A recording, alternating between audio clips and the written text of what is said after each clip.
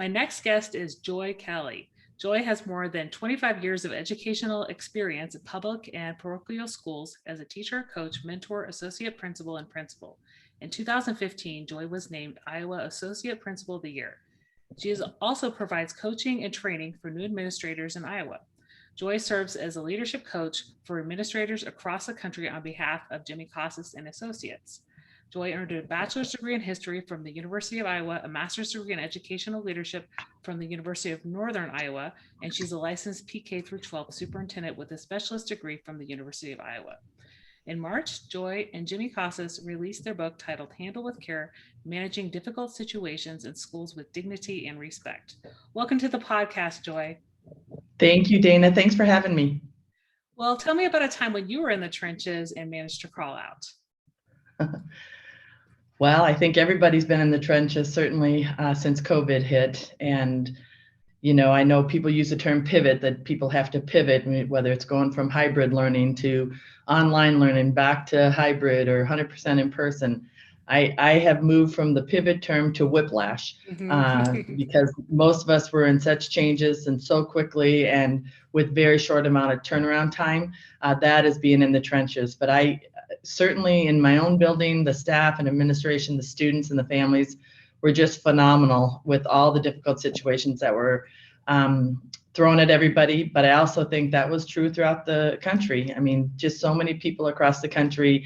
And I know educators were completely worn out by the end of the school year. And so I hope everybody took a good rest during the summer as they geared up to come back for the school year. But that certainly is one piece, being in the trenches. I guess where you dig out, I think probably, I was asked one time in an interview, what's been the most difficult thing about being a school administrator? And hands down, it's the loss of a student or staff member.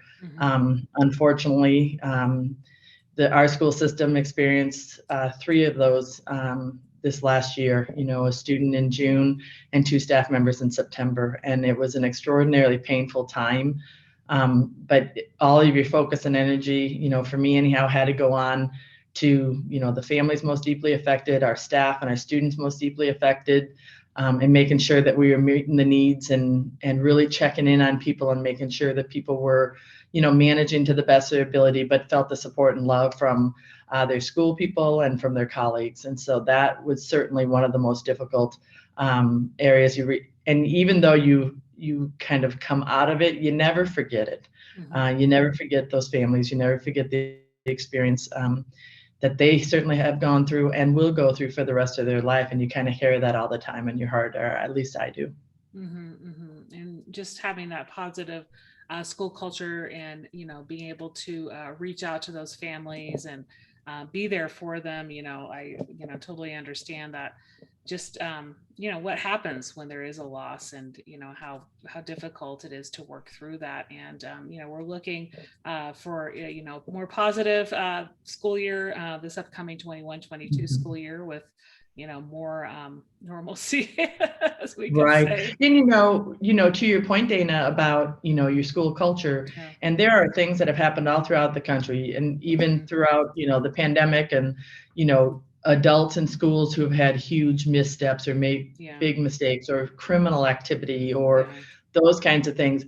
And COVID, those would be other examples where your culture is either going to be tested or illuminated.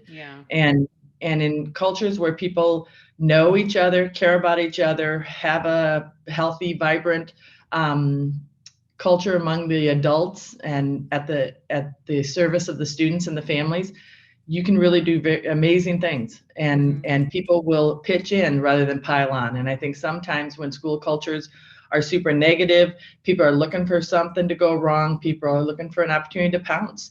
And you just always have to be mindful of that everybody you serve when you're in leadership needs our best. And some days our best is better than other days, but whatever we can do to keep that focus and that energy on the needs of other people is going to be a good thing for your culture. Yeah, that's so important to hear, is, keeping that energy on their needs. And looking for what you can do to assist people who are going through challenges. So I wanted to talk a little bit about your book, Handle with Care, Managing Difficult Situations in Schools with Dignity and Respect. The title just alludes kind of to that, what we were just talking about. So talk to me about the process of writing the book. You wrote it in conjunction with Jimmy Casas. And tell me about some of your thoughts on challenging behaviors and what schools can consider relative to that in terms of your thoughts in the book. So one thing I never thought I would be as an author. I do enjoy writing. I enjoy learning from other people. I enjoy, kind of the humanity that comes with our interactions, and the difficulties and the challenges and the joys that come in being in leadership. But Jimmy and I worked together for 13 years, and he served as principal. He hired me as his associate principal. And then when he left, I assumed the principal's position and was in the school system for 18 years in one school system, and loved my time. Several years ago, he and I were talking about culture and how, it's really important to help other leaders recognize and understand what makes positive school cultures. And so the idea of Culturize, the book that Jimmy released, that came about, and he and I were working initially on it together. Fortunately for me, I have 5 children, but unfortunately for the book writing process, it was not the time for me to be doing that because of the needs of my family at that time. So I told Jimmy, you keep going, get it done and get it out there, because it's just such valuable thoughts and practical insights. And so the book Culturize is really something that has taken off, and it's just been great. And since that time, Jimmy's remained kind of on me a little bit about, you need to write, you can do this, and this is something we could do together again, because you really wanted to do that. And so that's how Handle with Care came about. The bulk of Handle with Care we wrote in the 18-19, in 2018 and 19, and just couldn't get it finished. And then things happened, certainly with COVID and so forth, and so took a step back. And then it came out here in March. And so it's been a very interesting process. It's been a good process. You tweak, retweak, tweak some more, and even when it comes out, that's like, oh, I should have thought of this, or we should have included that, or so it's just a process. But one of the things that I think is really important to focus on is that whatever I have to offer, if it can help one teacher, one school leader, somebody to focus a little bit more on developing a relationship with their students or their staff or their families, we can continue to get better together, even though we don't live in each other's worlds. And that's the beauty of books. And so that was a really good experience. One of the things we really focus on the book is about behavior and challenging behaviors, because I think people can universally agree. There's certainly has been an uptick, and some of those behaviors are going to continue to get more difficult and more challenging, because prior to COVID, there are kids who had trauma, whether it's a parent incarcerated, a parent with mental health issues, drug or alcohol dependency, mental health issues. Kids were, living in situations that were pretty amazing, and they continue to. But COVID was a little bit of a game changer in that it was sort of universal trauma.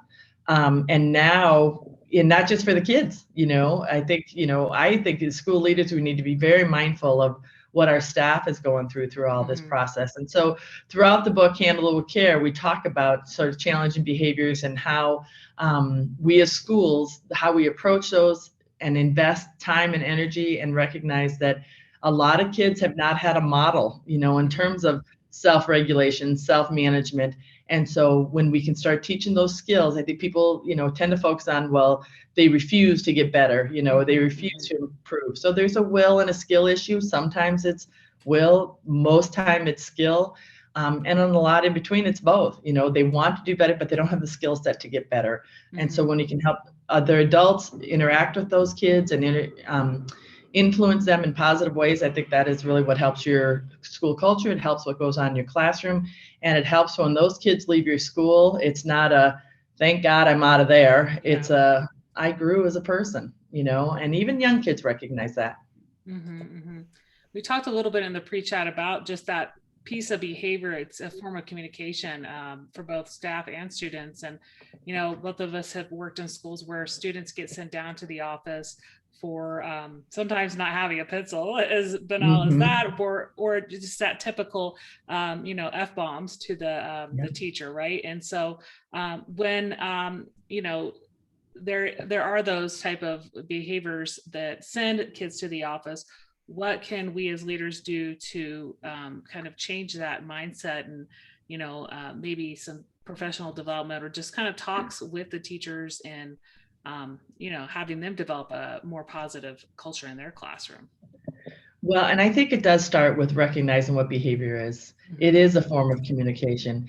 And when kids come in and they are prepared, they're ready to go, they're well rested, they are well nourished, they have, the support in every which way, their school experience is going to be very different than somebody who is experiencing food insecurity or some of those other things that we talked about earlier. And when you talk about referrals, interestingly, years ago when it was paper copy, I get a referral that says, student F-bomb me, please drop from class. Wow. And I get the student in my office to try to say, well, tell me from your perspective what happened here. Mhm. And, almost always the initial thing is, well, you're just going to believe the teacher. Just give me the consequence. Mhm. Well, actually, I wouldn't have asked you if I didn't want to know from your perspective what had happened. And if I treated it focused just on the referral, which said student F-bomb me, please Yeah. drop from class, I would never have learned that the student arrived late to class and the teacher took a dig at the student. And when he was late to class, the teacher shortly into class collecting homework assignments, pokes him and says, I don't suppose you have this ready to hand in, do Mhm. you? Second dig for the kid. And then later when they go to do an activity, they'd have to take out their pen or pencil, and the student, that didn't have a pencil, and the teacher made some comment, well, no shocker, you're not prepared for class. Mhm. And so the F-bomb was a result of the 3 digs, Yeah. and God only knows what else the young man was dealing with before he even got into the classroom. And so in that situation, kind of my question is, whose behavior really needs to be checked here? Mhm. Completely inappropriate for a student to F-bomb a staff member, and you have to work through that, and certainly discipline. I do want to say a word on discipline, because I think discipline can look 2 ways. It can look as punishment, Mhm. or it can look as consequences. Mhm. And when discipline looks like punishment, it basically, I have the authority to do this to you, and I'm going to weaponize my authority and punish you in this way. Mhm. Where consequences is, hey, look, you know what? I want you to learn from this, and I'm giving you a consequence, and here's a consequence, because the next time around, I want you to recognize, hey, that didn't work out so well for me last time, and really hone in on your self-management skills. And that's very different. Kids hardly ever quibble with a consequence. Punishment Mhm. is a different thing. And if it Mhm. feels like punishment, it's not going to change the behavior. It's only going to add more stress and strain between the relationships, and more stress and strain with how the student feels about being at school. And so, Mhm. very important to certainly address, the challenge in behavior. One of the things when you talk about, being sent to the office for not having a pencil, and I've been fortunate that most of my professional life, I've dealt with teachers who really want to be supportive of students and Mhm. really want to help the students. And so rather than sending that referral after class where the teacher gets to be the good cop because they never said an Mhm. issue to the student, now the administrator, because we have this referral, now the administrator is the bad cop. And it really shouldn't be either or. The teacher, if the teacher can keep the student at the end of class, imagine if that teacher, when the student came in late to class, had just said to that student, hey, I'm glad to see you. Thanks for getting here. Mhm. Or, when you collect an assignment, you know who has it out and who doesn't. If you'd have just poked that kid on the shoulder and say, hey, just hand it in to me tomorrow, or just set the pencil on his desk, you don't even have to Yeah. make a comment, just figure out ways to bridge that gap so that that kid feels more engaged, that they feel, because they know when they are seen, they know when they are heard, they know when they Mhm. are valued, and they know when they're cared about, and they know when they aren't. And Mhm. when they aren't and they don't have that experience, it's going to be a really negative experience for the student and for the teacher as well. And so, yeah, in general, we just need to, focus on like just, the behaviors in general of like everybody in the building, right? Because it kind of ties back to, I was in a book club with the Jennifer Abrams book, of just having hard conversations, and it talks a lot about just a workplace culture, right? And Mhm. we don't know what our staff are dealing with, right? And it's having the self-regulation skills as adults to Mhm. interact appropriately with our students. And I think it also just depends on the person, right? And sometimes their experience level in the classroom, but like you're saying, there are other ways to approach it, and having that positive welcoming to the student, right? there are students, I remember when I was teaching, that would come late often, right? And that's just kind of, how do you react to that, right? Or do you Mhm. dig down and find out maybe there's a reason they had to drop off younger siblings at their school or Right. something like that, instead of the teacher blowing up and, sending them down because they were late a certain Well, or amount of time. even leading with tardy, give them Yeah. tardies and whatever if I had a nickel for every day a staff member was late to school, and I get that because, I have a lot of patience and tolerance, especially when I have staff member who have little children that they're trying to get out in the morning, Mm-hmm. or elderly parents that they're taking care of. They just, things are fairly unpredictable Yeah. for them. But the reason we chose the title Handle with Care is because when you think of that image of, when the box is labeled Handle with Care, it's fragile. We want to make Yeah. sure it gets transported and doesn't get broken or anything like that. Well, that's the label on it. Mm-hmm. And the challenge of what we try to issue in the book is, why do we need that label? I had a few years ago a student who was, not performing well in a class. And long story short, the teacher did not want to do a grade change for the student and said, Mm-hmm. take it the final grade, even though the student had handed in some work. And so I said to the registrar, ask why the teacher's not willing to accept the work, and then got this litany back of not on time, was late, had to really try to track her down to get it done and so forth. And so I went down to the teacher. I said, hey, I just want to touch base with you, and I'm sorry that you didn't have this information, but I said, I don't know if you're aware, she and her family have been homeless for the last 3 weeks. Mm-hmm. So that's a difficult. And of course the teacher went, oh, okay, yeah. But then interestingly, she said, well, if I had known that, then it wouldn't have made an issue. And then my response was, why do we have to know that? Why do we have to know the details of somebody's challenging situation to have that empathy, to have that compassion? Even if that teacher had said to that student, hey, you know what, I just want to touch base with you. I thought you were going to hand these things in last week, Emery. Is something getting in your way, being able to do this? Or is there some way I can help and support you? Because that student probably would have opened up to a degree, because the student opened up to me, Yeah. The student probably would have opened up to a degree. But the challenge in the book is, how can we treat our colleagues and our students and the families we work with a spirit that is, a life-giving energy, where there's goodwill assumed, where we have the positive perspective or positive outlook about the other person, or assume the best about them, versus a death energy, of gossip, innuendo, negativity, negative assumptions, whatever. And so that's where we as adults do have some opportunities to make some decisions in terms of how we're going to interact with others. Yeah, and it kind of ties back to, I remember there's a video on YouTube. It's like a 2 or 3 minute clip of interactions with adults in the building, and sometimes there are interactions with students, and then you have that like on the screen of such and such teacher just lost their husband, or such and such, Oh, yeah. all these backstories, right? You've seen that video.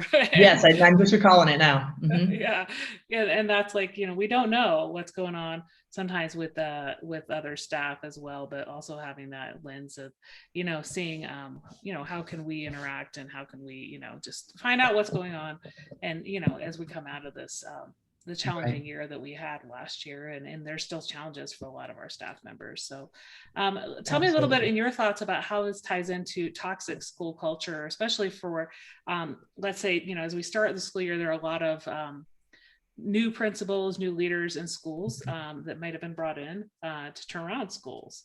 So if they're faced with that challenge of kind of rebuilding a school that has a toxic school culture, how can your book and some of the thoughts of your experiences help in that term?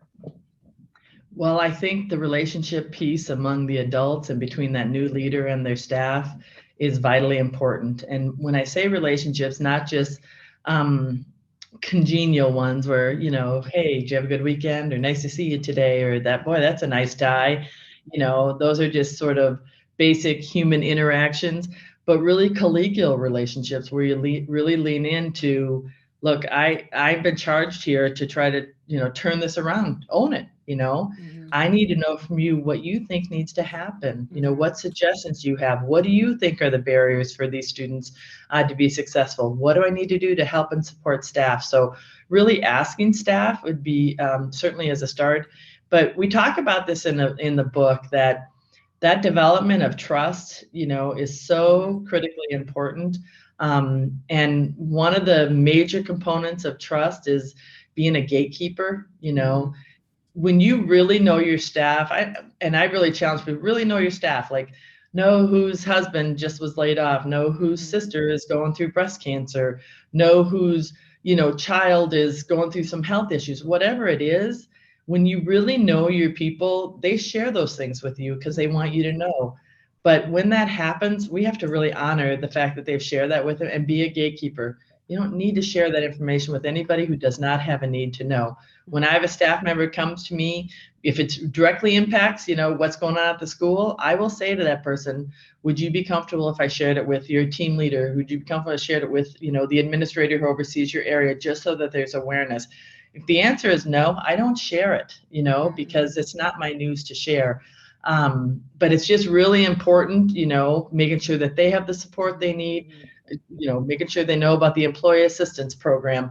What else can we do to help and support you here? I had a staff member whose mother was terminally ill with cancer, and the hospice house was not particularly far from the school, and my message to her very clearly was, you take every prep. If you need to come late, you need to leave early, you need to go over at lunch, you need to do whatever. You just tell me what you need so that we make sure that you get that. The last thing I ever want is for a staff member to regret not spending the time or the energy with a dying parent or spouse because they're worried about school, And the thing that I've always been so grateful for is, don't even have to ask other staff, hey, so-and-so might need some coverage. Hey, we're in, we'll help, we'll take care of it. And when you develop those relationships with people and the staff, I always tell my staff, I want you to look as forward to coming to work on Monday as you do going home on Friday. But I need you looking more forward to going home on Friday than coming to work on Monday. You have to take care of your life, your personal life, and have that, in safe, productive, healthy ways for you in order to really be effective in our classrooms. And so that's just a really important thing. And when we are constantly emailing and Sundays sending requests and all those things as leaders, we have to have really good boundaries so that they can live their lives and not feel torn between trying to satisfy something that we need from them from what their family needs from them. Yeah, and I like that piece about that email, the timing of the emails as well, right? There's some principals, they'll put out their weekly newsletter like into the evening on Sundays, and it's sometimes you time those things, but also like if you're an administrator who responds to emails in the weekend, then that sets an example. Well, that you expect your staff to be, on their email in the weekend. So it's like clearly having that example that they need to take their time. Well, and I want to be really clear. I've not always been good at it. And especially this last year, because things were coming so fast and so hard. I always feel like it's super important to communicate as effectively and in as much lead time as possible. But that can be me being up at 3 o'clock in the morning because my mind is racing. But I've had to try to catch myself a little bit. I figured out, in Gmail, you can send later. So I can write it at 3 o'clock in the morning, but it can be sent at 6 a.m. or 6:30 a.m. where it's not sending that signal that I'm working at 3 o'clock in the morning. Why aren't you working at 3 o'clock in the morning? The only reason I'm working at 3 o'clock in the morning is because I can't sleep. Yeah, good point. Yeah. Tell me a little bit about some of the keynotes and virtual presentations that you've done in the summer, and maybe they'll be coming up in the fall. Okay, well, it's been kind of interesting in that certainly the book has kind of brought some opportunities, which has been great. I'm still a school practitioner, and so I don't really like to be gone very much. So summertime was more of an opportunity for me to be able to engage in some of those opportunities. But I spoke to the elementary principals in the state of Utah here in the summer, and that was just a great experience. It's so fun.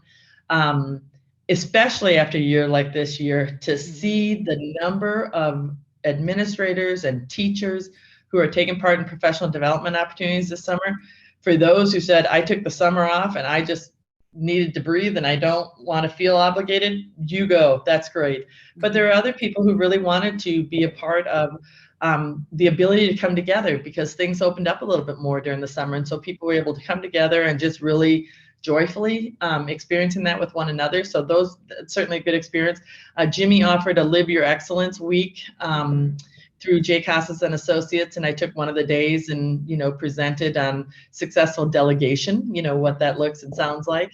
And that was just a great opportunity for people to do. It was a Facebook Live, which I don't even have a Facebook account, so that was interesting. But just a really good experience. Probably the thing I really enjoy is the coaching I'm able to do, the one-on-one or small group coaching for other principals. And again, not because, hey, I'm such a great principal and I, have all the ideas, but I do have some experience. I have some gray hair to go with it. And sometimes for our newer administrators, it's helpful to have somebody else kind of reframe issues or reframe, situations so that they're not taking it personally and not, being reactionary. But, probably the best tool I have as both a principal and a leader and a mother is, let me think about that a little bit. Or I say, let me noodle over it, because I don't want to, be reactionary in very few situations. Even, that's one of the things. We've had situations, the student is in a fight, it's an automatic suspension. Well, then the question is, how many days is it going to be? Well, it depends on if they were the initiator, the aggressor, or whatever it is. But to be able to say to a parent, hey, look, your child was involved in a fight and I'm sending her home today or sending him home today.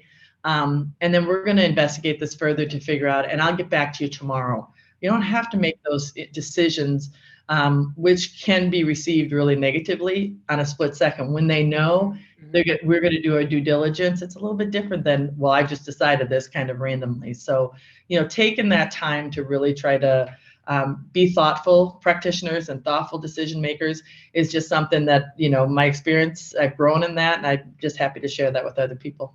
Yeah, and just kind of mulling through different ideas of ways to deal with situations as you're coaching those clients, I think is a great way, because especially for those newer principals, it's kind of that isolated job where they might not have support in their district, or friends that are colleagues in nearby districts that they can ask questions of, or they're afraid of asking the questions. So yeah, kind of getting advice.